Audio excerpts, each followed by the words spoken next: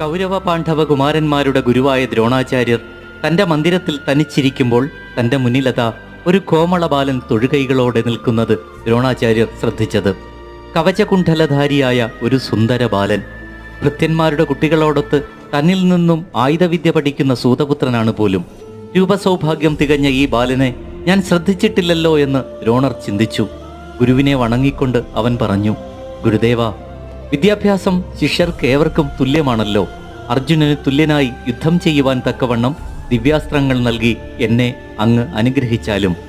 ദ്രോണർ പറഞ്ഞു, സൂതപുത്ര, നിന്റെ ആഗ്രഹം വളരെ വിചിത്രമായിരിക്കുന്നു. സൂതപുത്രനായ നിനക്ക് ഇത്തരം ആഗ്രഹങ്ങൾ ഉണ്ടാകുവാൻ പാടില്ല.